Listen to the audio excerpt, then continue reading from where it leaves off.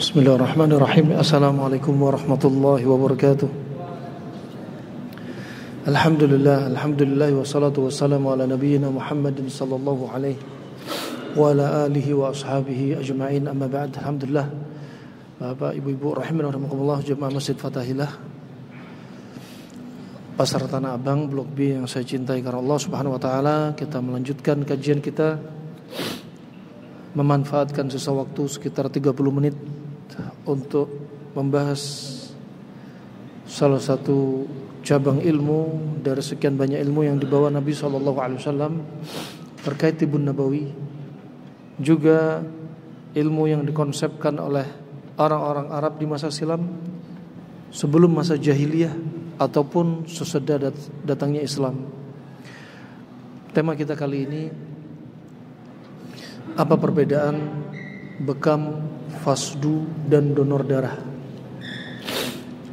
Perbedaan yang pertama, kalau dikaitkan dengan jadwal atau daftar yang pernah dilakukan Nabi, pernah disampaikan Nabi, maka bekam masuk dalam jadwal Tibun Nabawi.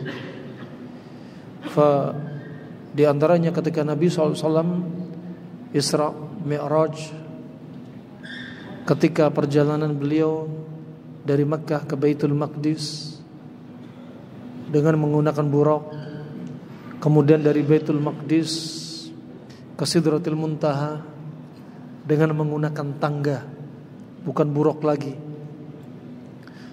Mamarra minal malaikah, dan disebutkan bahwasanya Nabi SAW tidaklah melewati para malaikat kecuali para malaikat berwasiat kepada Nabi, murru ummatak bil hijamah, obatilah umat kamu dengan bekam.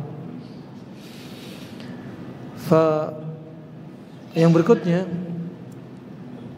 bekam ini sebenarnya sudah ada sejak zaman sebelum zaman Nabi, termasuk dalam pengobatan timur, Cina, dan yang selainnya sudah ada. Tetapi hijamah atau bekam yang diajarkan Nabi SAW ada yang tidak dimiliki dalam teori pembekaman di kedokteran manapun. Contoh, ketika Nabi SAW menyebutkan yang dianjurkan untuk berbekam ketika tanggal 17, 19, 21 Hijriah, ini termasuk ada padanya rahasia. Karena tanggal yang ditentukan Nabi ini yang punya keutamaan adalah merupakan wahyu. Tidak seperti ilmu pengobatan yang manapun, walaupun sama-sama bekamnya. Dan demikian pula zaman Nabi SAW, sebagaimana wasiat beliau, khairu ma tadawaitum bihi al-hijamah, sebaik-baik Anda berobat adalah dengan bekam. Dalam hadis yang lainnya, khairu ma tadawaitum bihi al-hijamah wal asal wa al-kay wa ana anha ummati 'anil kay. Sebaik-baik Anda berobat adalah dengan berbekam, ay syartatil mahjam, syartatil mahjam, syartati al-mahjam, yaitu dengan sayatan bekam. Kedua dengan madu, dan yang ketiga dengan kay, sengatan besi panas. Apakah menunjukkan ilmu pengobatan hanya terpatok pada 3 ilmu ini? Tidak. Karena dalam bahasa pembahasan usul fiqh juga, annal adad la yufidu al-hasar, bahwasanya bilangan tidak memberikan makna pembatasan. Artinya ilmu pengobatan bukan hanya bekam, kay, dan madu saja. Cuma orang-orang Arab di masa silam menggunakan ilmu pengobatan yang rata-rata cuma bekam, madu, dan kay. Apa bedanya dari ketiganya ini? Anda perhatikan, banyak orang sakit sembuh dengan bekam dengan izin Allah. Kenapa? Karena mayoritas penyakit juga berjalan melalui peredaran darah. Termasuk virus pun juga berputar-putar lewat darah. Termasuk makanan yang kita makan juga hasil saripatinya juga diputar lewat darah. Ketika makanannya jorok, maka yang jorok pun lewat darah. Ya, ketika makanan jorok yang lewat darah disebarkan ke seluruh tubuh, maka sakitnya ya juga berputar di seluruh tubuh. Makanya berobatnya dengan bekam, mengeluarkan darah yang kotor. Dan ini pengobatan dari luar. Dari tepi kulit yang dikenal dengan sekarang namanya pembuluh darah kapiler. Dari tepi kulit. Kenapa orang di masa silam pengobatannya cuma 3 ini yang sering dilakukan pada orang Arab? Bekam, madu, kei. Kenapa demikian? Karena orang di masa silam sakitnya simple. Makanan gak terlalu banyak variasi. Belum ada makanan olahan, makanan instan. Jadi ketika sakit, penyakit yang muncul juga sederhana. Dan pengobatannya dengan sederhana. Simple dengan bekam. Tapi bukan berarti penyakit di masa sekarang bekam ini gak bermanfaat. Tetap manfaat. Bahkan berapa banyak kasus HIV setelah diteliti oleh Syekh Hani bin Salah, seorang ahli tibbun nabawi dari Madinah, berapa banyak kasus HIV sembuh melalui bekam. Berapa banyak kasus hepatitis B yang katanya HIV dan hepatitis B gak ada obatnya, ternyata sembuh dengan bekam. Kenapa? Karena tubuh kita lah yang mengobati virus-virus tersebut. Dengan darah kotor dibuang, naiklah leukosit, darah yang baru, darah yang lebih segar, dan itulah obatnya virus. Rahimanallah. Jadi semakin makanan Anda simple, Anda gak banyak makan, gak terlalu sering makan, gak sering ngemil, gak banyak makan minuman instan, kalau memang Anda sakit Anda gampang sekali diobati dengan izin Allah. Tapi semakin Anda sering makan, membiasakan diri makan sampai kenyang, makan minuman instan, ayam broiler, ya, makanan olahan Anda konsumsi, nasi sudah ada di penanak nasi 2 hari 3 hari tetap Anda makan, ya. Inilah semua yang menyebabkan penyakitnya lebih kompleks. Gara-gara makanan Anda terlalu banyak variasinya. Habis makan langsung makan. Nasihat para ulama di masa silam, habis makan jangan makan. Habis makan selesaikan makanan yang pertama untuk dicerna, baru menu makanan yang lain. Coba wasiat yang indah. Fa ini rahimani wa rahimakumullah jami'an. Jadi orang di masa silam disebutkan Ibnu Qayyim, kenapa usianya panjang-panjang? Kenapa postur tubuhnya tinggi-tinggi? Nabi Adam alaihissalam disebutkan dalam riwayat Imam Bukhari, usianya 1000 tahun, tingginya 60 hasta. Kalau pakai hasta kita berarti tingginya 30 meter. Hadis sahih. Sedangkan umatnya Nabi Muhammad 60-70 tahun. Kata Ibnu Qayyim, tak luput dari dosa, tak luput dari makanan. Dosa kita lah yang menyebabkan banyak di antara kita meninggal usia dini. Ajal di sisi Allah, tapi ada perantara sebab yang menyebabkan ajal cepat atau kematian menjemput diri dia. Ya, begitu pula makanan. Nah, rahimani wa rahimakumullah jami'an, ini bahan tadabbur. Makanya orang di masa silam ilmu pengobatannya termasuk cara pengobatannya tidak riuh. Simple banget, pakai bekam. Dan bekam ini biasanya sangat cocok untuk penyakit yang baru terjadi, alias penyakit akut. Pernah Nabi SAW disebutkan dalam riwayat Imam Bukhari, dalam sahihnya, Nabi pernah mengeluh pusing. Dan disebutkan Nabi SAW dari hadis Abi Hurairah radhiyallahu an, riwayat Imam Bukhari dalam Al-Adab Al-Mufrad, Imam Ahmad dalam Musnadnya, Imam Muslim dalam sahihnya, kata Nabi SAW, pusing itu adalah rihun ya'taridu fi ra's wa yadhribu al-asab, angin yang menumpuk di kepala dan menekan saraf. Kemudian Nabi pernah kena pusing sampai Nabi minta dibekam kepalanya. Kemudian Imam Bukhari membuat judul bab al-hijama 'ala ar-ra's minasyaqiqah. Begitu pula Al-Hafidz Al-Mustakfiri dalam kitabnya membuat judul yang hampir sama. Bab berbekam di kepala seperti yang dilakukan Nabi karena kena syaqiqah. Syaqiqah yaitu apa? Sudak nisfi alias migren, pusing kepala separuh. Termasuk vertigo, termasuk pusing, penyebabnya adalah apa? Karena uap yang numpuk di kepala. Uap ini ketika dibekam, darah keluar, ternyata uap ini juga berjalan bersama darah. Makanya kalau di zaman dahulu bekamnya pakai tanduk sapi, tanduk hewan. Ya, jadi uapnya tidak terlalu kelihatan, tapi uapnya keluar. Kalau zaman sekarang pakai gelas atau pakai plastik, ketika disedot kelihatan sekali uapnya nempel di kaca atau di plastiknya. Itulah uap yang menyebabkan Anda pusing dan tertekan saraf kepala Anda. Dan Nabi minta dibekam kepalanya. Penyakit yang akut pakai bekam sangat cocok. Stroke baru fresh, baru setengah jam kena stroke, dibekam sangat manfaat. Ya, ada orang kena vertigo migrain, apalagi baru kena, sangat manfaat. Nah, ini contoh. Ada orang darah tinggi, sangat manfaat. Kolesterol tinggi, asam urat tinggi, kencing manis, juga sangat manfaat. Nah, apalagi masih fresh. Ini kondisi penyakit yang akut. Dan ini pengobatannya dari luar. Tapi kalau penyakitnya sudah kronik, maka penyakit akan semakin ke dalam. Ketika semakin dalam, ada terapi yang terakhir. Sampai disebutkan orang di masa silam, akhirul ilaj al-kay. Pengobatan terakhir adalah dengan kay. Sudah mujarrab. Kay yaitu pakai besi panas.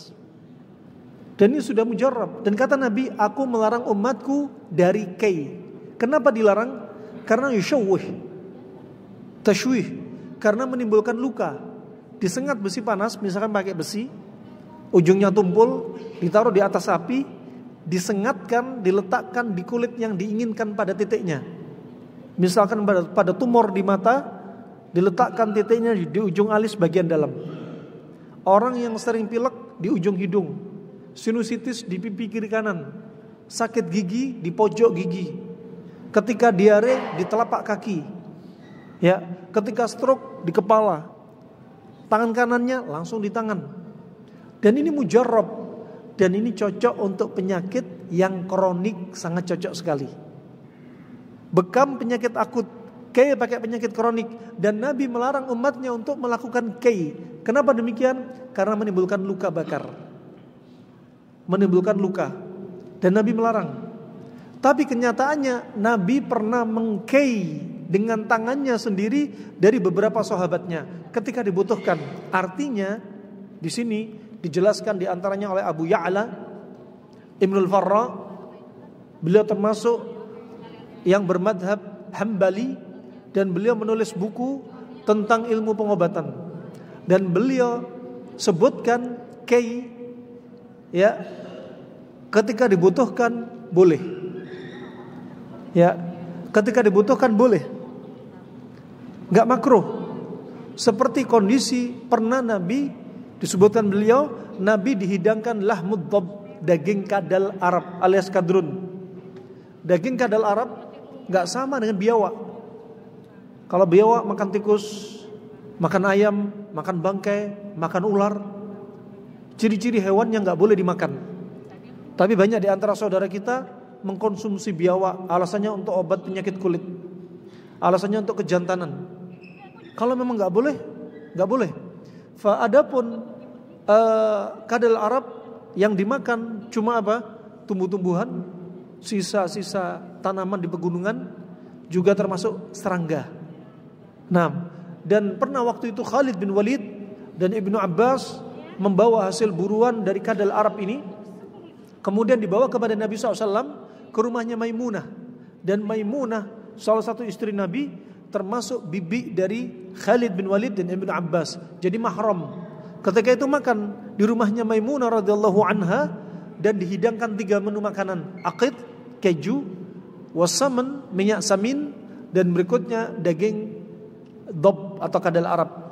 Kemudian Nabi melihat makanan yang dihidangkan, ma hadzal lahm, karena daging ini aneh. Ada kakinya kecil, pendek, ekor panjang, dagingnya lebih putih. Ya, kemudian Nabi penasaran, kenapa? Karena Nabi menjaga, khawatir ini makanan haram. Kemudian Nabi bertanya, ma hadzal lahm? Mengamalkan firman Allah, falyanzuril insanu ila ta'amih.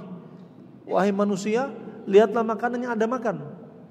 Ya, bikin sehat, bikin sakit, halal apa haram, bagaimana makanan bermanfaat untuk tubuh kita atau bikin penyakit untuk diri kita. Ya, fa subhanallah. Kemudian kata Khalid bin Walid, hadza lahmud dhab, ini daging kadal Arab. Kemudian mereka bertanya, aharamun hu ya Rasulullah, apakah haram daging ini ya Rasulullah? Kemudian kata Rasulullah sallallahu alaihi wasallam, la laisa biharam. Innama huwa laisa bi ardi qaumi fa ana ajidu fi nafsi u'afu. Ini enggak haram. Cuma kaum Quraisy enggak biasa makan daging seperti ini, dan aku enggak mau makan yang kaumku enggak makan. Alias Nabi jijik dengan kadal Arab. Dari zaman dahulu di masa jahiliyah sebelum masuk Islam sampai detik ini orang-orang di Arab suka daging kadal Arab. Ya, kadrun, ya, atau dhab. Kenapa? Manfaatnya diantaranya untuk urusan suami istri. Ya, untuk penyakit-penyakit yang sifatnya dingin seperti tipes. Untuk orang yang rematik. Wah, subhanallah, ya, Nabi enggak mau makan. Nabi enggak mau makan, tapi Nabi membiarkan para sahabatnya untuk makan dan menghabiskan daging kadal Arab ini. Mereka makan dengan lahap.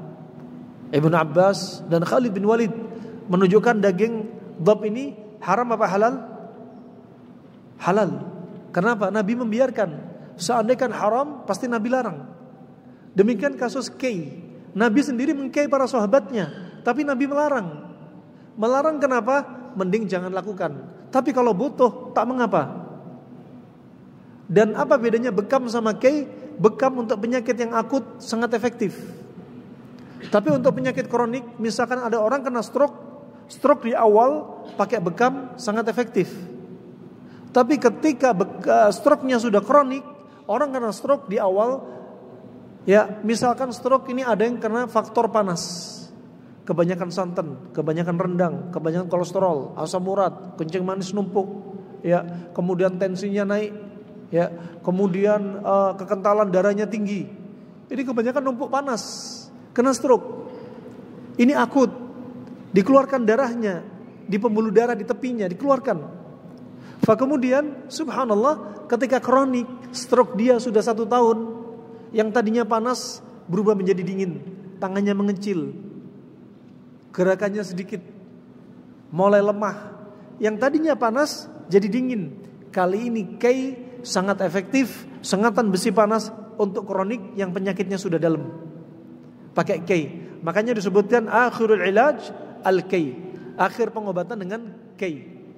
Dan sekarang sudah marak pula di negeri kita kay. Ya, pakai besi panas langsung dinyosin sebentar, nyes, bau gosong sebentar, udah dilepas. Orang stroke sekali terapi sampai langsung sembuh dengan izin Allah Subhanahu wa taala.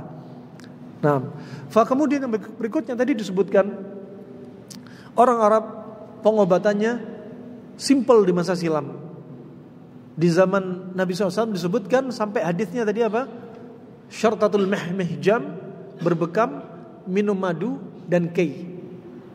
Bekam untuk kasus pengobatan mengeluarkan darah dari permukaan. Dan dia untuk penyakit akut sangat efektif. Kemudian kay untuk penyakit yang kronik sangat efektif.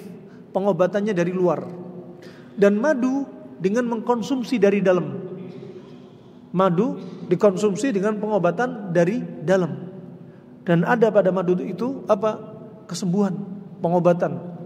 Ini contohnya rahimakumullah. Sekali lagi kenapa disebutkan 3 ini? Karena 3 ini yang sering dipakai orang di masa silam karena penyakitnya simple-simple.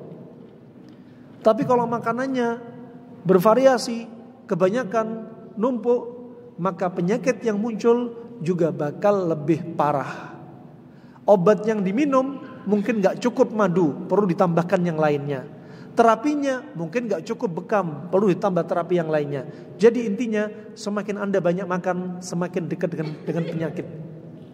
Semakin Anda gak banyak makan, Anda semakin sehat. Karena Nabi SAW sudah bersabda, ya, untuk urusan makan itu bukan seperti teori 4 sehat 5 sempurna. Tapi Nabi sudah bersabda, bihasbi ibni Adam ukulatin hatta yuqimna sulbah. Cukuplah anak Adam makan hanya beberapa suap sampai tulang punggung tegak. Ini rubah mindset Anda. Kalau Anda punya anak kecil, nak, makan yang banyak biar kamu kuat, biar tumbuh kembang kamu semakin bagus. Salah. Anda bicara kepada anak Anda, nak, makanlah beberapa suap saja sampai tulang punggung kamu tegak, nak. Karena anak ini usianya beda-beda, postur tubuhnya beda-beda, ada yang tulangnya besar, ada yang badannya gede. Jadi untuk menegakkan tulang punggung beda-beda kebutuhannya. Gak bisa dipatok sekian kalori, sekian protein. Hidup di dunia itu simpel. Sebagaimana agama mudah, sehat itu juga mudah. Rubah mindset Anda. Selama ini kalau Anda was-was, takut anak ini sakit, takut ini. Orang yang paling banyak takut, orang paling banyak was-was, bakal menjadi orang nomor 1 korban iklan. Anda sekarang tiap hari, Masya Allah, Anda padahal sudah makan, sudah oke. Sarapan, yang tadi pagi ada sarapan lonsai, gak pede sama lonsai, ada telur, ada tahu, masih minum vitamin, warnanya pink, ungu, orange. Lihat terus ngapain lonsainya ini? Apa Anda merasa gak cukup? Anda sudah jadi korban iklan. Kalau tubuh Anda sudah sehat, Anda dikasih vitamin, sama dengan Anda ngisi racun. Kenapa? Kalau tubuh gak butuh sesuatu yang dibutuhkan tubuh, artinya Anda tambah melewati batas yang dibutuhkan tubuh, saat itu bakal numpuk racun. Gak dikonsumsi, malah dibuang. Ginjal tambah capek, liver tambah capek. Bahkan masuk, sebagian para masyaikh menyebutkan, masuk dalam ayat innal mubadzirina kanu ikhwanas syayatin. Orang yang pemboros termasuk saudaranya setan.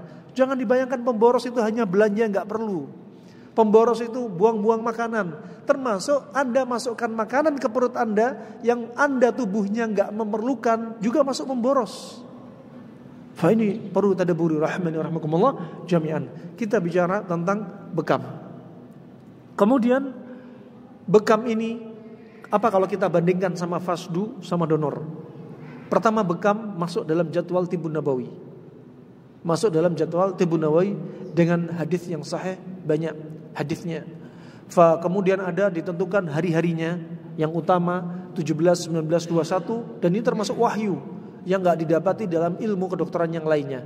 Makanya Ibnu Qayyim, Al-Hafidz Al-Mustaghfiri, As-Suyuti mengatakan bahwasannya at-tibbun nabawi laisa kasairit tibb fa innahu qat'iyyun mutayaqqanun wa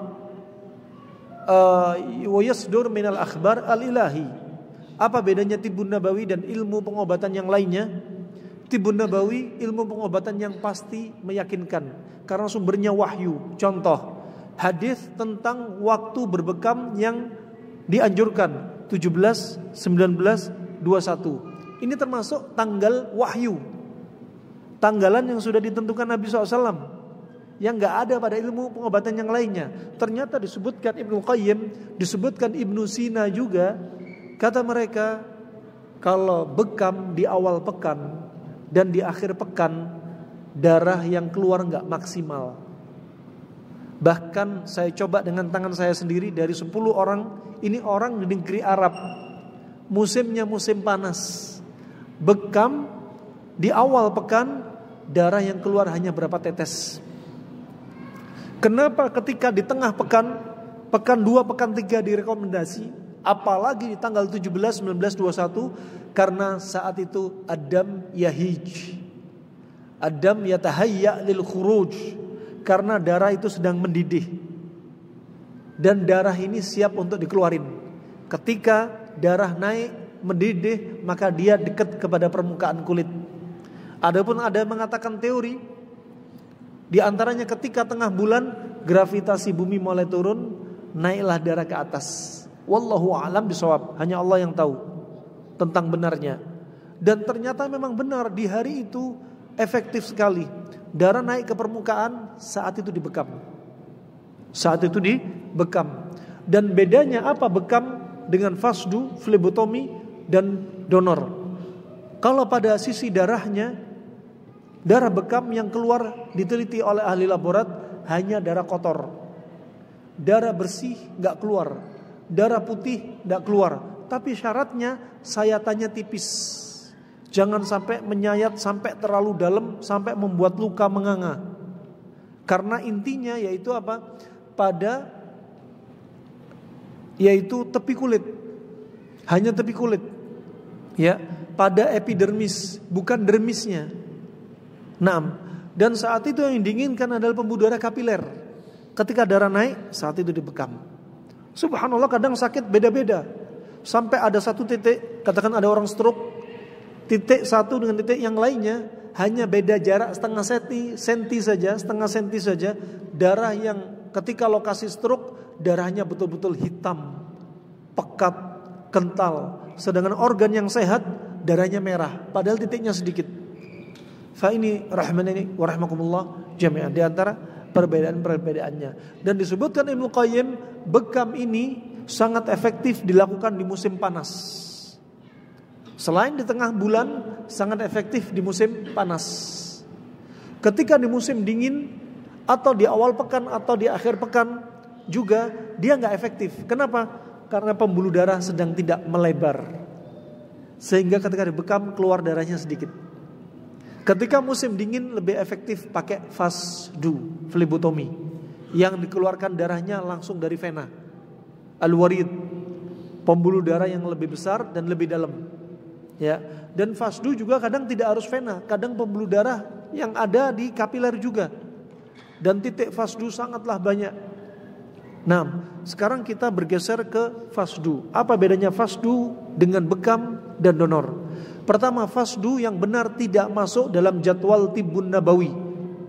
Tapi bukan berarti fasdu tidak boleh dilakukan. Fasdu ini ilmu pengobatan, ilmu dunia. Dia gak seperti bekam. Bukan berarti dia gak boleh. Boleh, sebagaimana ilmu Yunani, ilmu Cina, ilmu kedokteran modern, ilmu India, boleh kita belajar selama gak ada unsur kesyirikan, keharaman, boleh. Dan fasdu ini sudah ada sejak zamannya Fir'aun. Bahkan sejak zamannya Hippocrates ada ditulis buku tentang fasdu.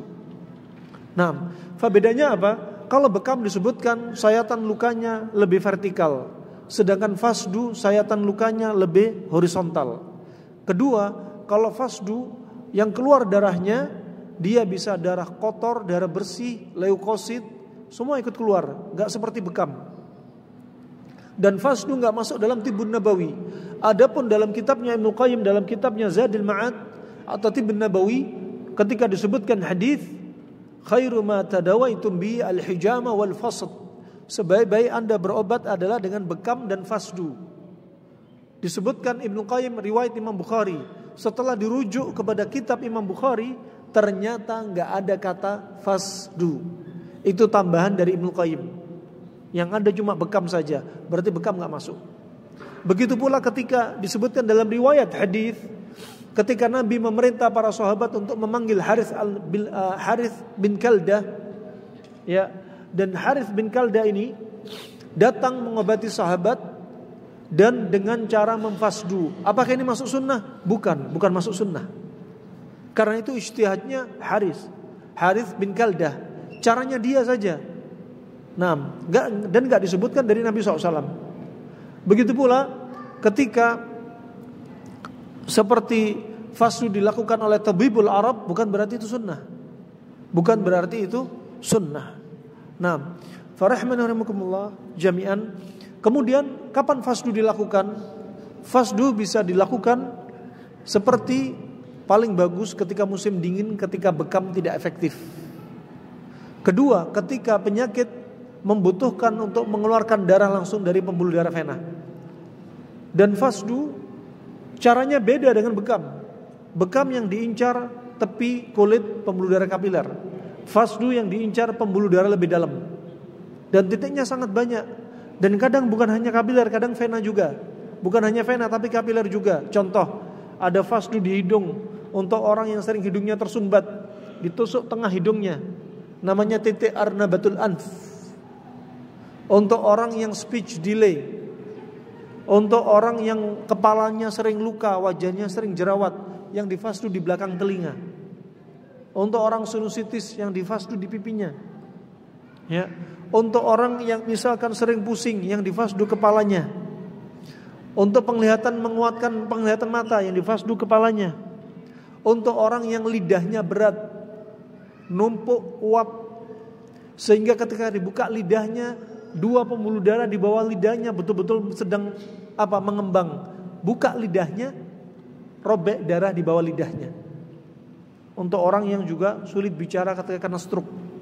Untuk orang-orang yang misalkan lemah liver dan limpanya, bisa di titik yang sama dengan titik di donor darah.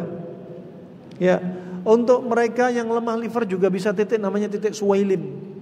Untuk mereka yang mandul lama gak punya anak, kanker rahim, miom, kista, kanker serviks. Untuk mereka yang adenomiosis, endometriosis, yang haidnya gak beraturan, yang haidnya nyeri, yang lama gak haid, titiknya namanya titik Sofin, titik di mata kaki bagian dalam. Untuk laki-laki yang kena varikokel, untuk laki-laki yang mandul juga sama, di titik Sofin. Untuk mereka nyeri pinggang isialgia, ya, bisa titik namanya titik Irqin Nasa. Ya, titik Irqin Nasa di pembuluh darah di bagian luar mata kaki. Nah, semua ada titiknya. Dan kalau Anda baca kitab para ulama pengobatan, kalau ada bekam, ada fasdu. Sebagaimana ada kata-kata ada fakir, ada miskin, di situ ada bekam, ada fasdu. Naasnya di negeri kita, terapis bekam, terapis fasdu sering tengkar. Terapis bekam pakai jarum dan terapis bekam pakai sayatan aja tengkar. Ini bukan urusan agama, urusan terapi. Hanya masalah perbedaan pendapat sedikit sudah tengkar. Rahimanakumullah jami'an. Kemudian apa bedanya fasdu dengan donor? Beda yang paling besar Anda perlu perhatikan, donor untuk orang sehat, fasdu untuk orang sakit. Lihat, seandainya HB-nya Anda 18, Anda ditolak donor darah. Kalau kolesterol Anda 250, Anda ditolak donor darah. Kalau tensi Anda 140, ditolak donor darah. Kalau gula darah Anda 150, 200, ditolak donor darah. Kalau Anda selepas divaksin, ditolak donor darah. Ketika kekentalan darah Anda tinggi lebih dari 500, ditolak donor darah. Ya, ketika trombosit Anda terlalu tinggi, ditolak donor darah. 6. Ketika Anda selepas kena virus, gak boleh donor darah. Kenapa? Karena donor itu dibutuhkan untuk orang lain, mau dikasihin orang. Katakan Anda kalau infak sedekah, itu pakai yang baik-baik. Kalau ngasih buah kepada tetangga, ya buahnya jangan yang busuk. Nah, kalau ngasih duit, jangan mentang-mentang duitnya sudah robek-robek, kasih tetangga. Sama kalau Anda ngasih darah ke orang, layaknya infak sedekah, kasih darah itu yang bersih. Jangan darahnya jorok, kental, pekat, bau, hitam. Kadang ada, kapan hari, ada tersebar di medsos, ada ketika donor darah di PMI, di kantong darahnya ini darah merahnya hanya setengah senti. 5-7 sentinya, sekitar 7 sentian, warnanya bukan warna merah darah, tapi warna putih dan coklat. Ini mencerminkan apa? Makanan Anda. Makanya kata Syekhul Islam Ibnu Taimiyah, makanan Anda mencerminkan darah Anda. Darah Anda tergantung makanan Anda, dalam kitab Al-Faidah fil Mahabbah. Nah, fa ini rahimanakumullah. Asyuti mengatakan air mani Anda tergantung dari makanan Anda. Kalau makanan jorok, darah bakal kotor. Kalau darah kotor, hormon bakal kacau. Kalau hormon kacau, kesuburan bermasalah. Nah, fa ini rahmanakumullah jami'an. Fa terkait dengan darah, maka kalau donor, darahnya bersih-bersih. Tapi kalau Anda sudah ditolak PMI, Anda sudah HB-nya tinggi, tensinya tinggi, kolesterol tinggi, asam urat tinggi, kencing manisnya, gula darahnya tinggi, kekentalan darah tinggi, HB-nya tinggi, trombosit tinggi. Ya, kalau sudah tinggi kayak gini, Anda nggak keluarin, bakal tumbuh bintik-bintik merah. Anda bakal demam, Anda bakal pusing, tensi bakal naik, ya, darah bakal kental, fungsi ginjal bakal turun, kreatinin naik, GFR-nya merosot. Ya, kemudian nyesak di dada, jantung di dada kiri ini rasanya engap karena jantungnya kental pekat, potensi bakal terjadi penyumbatan jantung 75 sampai 100%. Coba, gara-gara apa? Darah. Makanya dibuang dengan fasdu. Dibuang fasdu, dan fasdu gak kayak donor. Donor mungkin butuh 250 cc. Fasdu jangan. Kalau ada orang, si terapis atau si pasien banyak-banyakan darah, ini namanya malpraktek. Si terapis gak boleh manut sama si pasien. Pasien gak tahu ilmu, yang tahu harusnya terapis. Makanya pihak pemerintah belum mengeluarkan izin fasdu karena banyak terapis yang belum tahu, sehingga terjadi malpraktek. Fasdu itu kata para ulama di masa silam, cukup keluarin darahnya. Setelah darah hitam keluar, kemudian netes warna merah, hentikan. Walaupun hanya 10 cc, walaupun hanya 50 cc. Bukan seperti donor. Makanya donor 3 bulan sekali. Kenapa? Baliknya darah nunggu. Kalau fasdu katakan ada yang sebulan 2 kali, sebulan 3 kali, yang dikeluarin 250 cc. Sudah ada korban nyata dari korban fasdu gara-gara malpraktek. Minimnya ilmu si terapis, akhirnya wafat. Man tadabbaba walam yu'lam al-ilm qabla dhalik fahuwa dhamin. Barang siapa sok jadi pengobat, dia menerapi si sakit tapi gak punya ilmu sebelumnya, kalau ada malpraktek dia akan jadi penjamin. Nah, ini rahmanakumullah. Dan ada pun donor seringnya titiknya yang dicari di sekitar ini, vena kubiti, di sekitar siku. Adapun fasdu titiknya banyak, di kepala ada 17 titik. Ya, masih ada di punggung, masih ada di perut, ada di kaki. Ya, titiknya sangat banyak sekali, dan itu seninya sesuai dengan keluhan penyakit. Belum bicara masalah kei. Ya, fa ini rahmani rahmakumullah jami'an barakallahu fikum. Fa ada terapi mengeluarkan darah yang selain donor fasdu bekam, yaitu terapi dengan apa? Lintah. Dengan lintah. Nah, fa ini semua terapi untuk mengeluarkan darah. Fa itu saja karena sudah jam 1:05, kita cukupkan sampai di sini. Ya, mungkin ada 1-2 pertanyaan, dipersilahkan. Gak ada pertanyaan, kita tutup. Nah, fadhal. Waalaikumsalam warahmatullahi